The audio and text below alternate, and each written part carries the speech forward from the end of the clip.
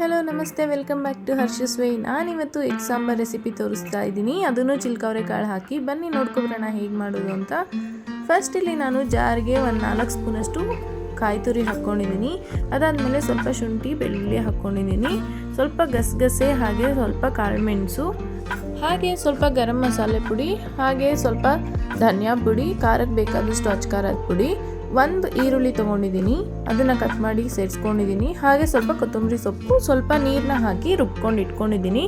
ಇವಾಗ ಕಾದಿರೋ ಪ್ಯಾನ್ಗೆ ಸ್ವಲ್ಪ ಎಣ್ಣೆ ಹಾಕ್ಕೊಂಡು ಏನು ಒಂದು ಈರುಳ್ಳಿ ತೊಗೊಂಡಿದ್ದೆ ಅದರಲ್ಲೇ ಸ್ವಲ್ಪ ಉಳಿಸ್ಕೊಂಡು ಅದನ್ನೇ ಒಗ್ಗರಣೆಗೆ ಹಾಕ್ಕೊಂಡಿದ್ದೀನಿ, ಸಣ್ಣಕ್ಕೆ ಕಟ್ ಮಾಡಿ. ಈರುಳ್ಳಿ ಹಾಕ್ಕೊಂಡು ಸ್ವಲ್ಪ ಫ್ರೈ ಮಾಡ್ಕೊಂಡು ನಂತರ ನಾನು ಇದಕ್ಕೆ ಚಿಲ್ಕಿಸಿ ಇಟ್ಕೊಂಡಿರೋ ಅವರೆಕಾಳನ್ನ ಹಾಕೋತಾ ಇದ್ದೀನಿ. ಅವರೆಕಾಳು ಹಾಕ್ಕೊಂಡು ಒಂದು ಆಲೂಗಡ್ಡೆ ಕೂಡ ಸಣ್ಣದಾಗಿ ಕಟ್ ಮಾಡಿ ಹಾಕೋತಾ ಇದ್ದೀನಿ. ಎರಡನ್ನೂ ಹಾಕ್ಕೊಂಡು ಸ್ವಲ್ಪ ಅರಶಿನದ ಪುಡಿ ಸೇರಿಸ್ಕೊಂಡು ಸ್ವಲ್ಪ ಫ್ರೈ ಮಾಡ್ಕೋತಾ ಇದ್ದೀನಿ. ಸ್ವಲ್ಪ ಫ್ರೈ ಮಾಡ್ಕೊಂಡು ನಂತರ ನಾನು ಇದಕ್ಕೆ ಕಾಳಿಗೆ ಎಷ್ಟು ಉಪ್ಪು ಬೇಕು ಅಷ್ಟು ಉಪ್ಪನ್ನ ಸೇರಿಸ್ಕೋತಾ ಇದ್ದೀನಿ. ಉಪ್ಪನ್ನ ಸೇರಿಸ್ಕೊಂಡ ನಂತರ ನಾನು ಇದನ್ನು ಚೆನ್ನಾಗಿ ಫ್ರೈ ಮಾಡ್ಕೋತಾ ಇದ್ದೀನಿ.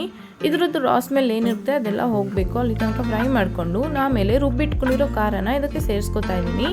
ಖಾರ ಹಾಕೊಂಡ ನಂತರ ನಾನು ಇದನ್ನು ಸ್ವಲ್ಪ ಹೊತ್ತು ಫ್ರೈ ಮಾಡ್ಕೋತಾ ಇದ್ದೀನಿ.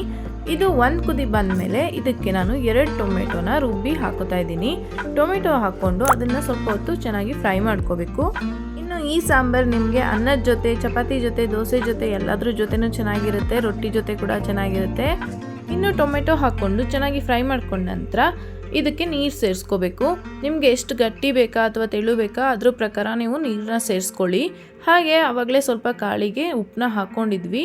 ಇವಾಗ ಸಾಂಬಾರಿಗೆ ಎಷ್ಟು ಬೇಕು ಅಷ್ಟು ಉಪ್ಪನ್ನ ಸೇರಿಸ್ಕೊಳ್ಳಿ. ನೀರು ಹಾಕ್ಕೊಂಡ ನಂತರ ಉಪ್ಪನ್ನ ಸೇರಿಸ್ಕೊಂಡು ಇದನ್ನು ಚೆನ್ನಾಗಿ ಬೇಯೋದಕ್ಕೆ ಬಿಡಬೇಕು. ಕಾಳು ಒಂದು 80% ಅಷ್ಟು ಕುಕ್ ಆಗಬೇಕು, ಅಲ್ಲಿ ತನಕ ಇದನ್ನು ಚೆನ್ನಾಗಿ ಬೇಯಿಸ್ಕೋಬೇಕು. ಇವಾಗ ನೀವು ನೋಡ್ತಿರ್ಬೋದು ಇದು ಚೆನ್ನಾಗಿ ಕುಕ್ ಆಗಿದೆ. ಇನ್ನೊಂದು ಸ್ವಲ್ಪ ಕಾಳು ಗಟ್ಟಿ ಇದೆ. ಆವಾಗ ನಾನು ಇದಕ್ಕೆ ಮೊಟ್ಟೆನ ಸೇರಿಸ್ಕೊತಾ ಇದ್ದೀನಿ. ಒಂದೊಂದೇ ಒಡೆದು ಬೌಲ್ಗೆ ಹಾಕ್ಕೊಂಡು ಈ ರೀತಿ ಸೇರಿಸ್ಕೋಬೇಕು. ಎಲ್ಲ ಮೊಟ್ಟೆ ಸೇರಿಸ್ಕೊಂಡ ನಂತರ ಮುಚ್ಚಳ ಮುಚ್ಚಿ ಉರಿನ ಕಮ್ಮಿ ಮಾಡಿ ಚೆನ್ನಾಗಿ ಒಂದು 8ರಿಂದ 10 ನಿಮಿಷ ಬೇಯಿಸ್ಕೊಂಡ್ರೆ ನಮ್ಮ ಎಗ್ ಸಾಂಬಾರ್ ರೆಡಿ ಆಗುತ್ತೆ. ಇವಾಗ ನೀವು ನೋಡ್ತಿರ್ಬೋದು ಎಷ್ಟು ಚೆನ್ನಾಗಿ ಬಂದಿದೆ ಅಂತ. ನಿಮಗೆ ಈ ರೆಸಿಪಿ ಇಷ್ಟ ಆಗಿದ್ರೆ ದಯವಿಟ್ಟು ಲೈಕ್ ಮಾಡಿ, ಶೇರ್ ಮಾಡಿ, ಹಾಗೆ ಕಮೆಂಟ್ ಮಾಡಿ.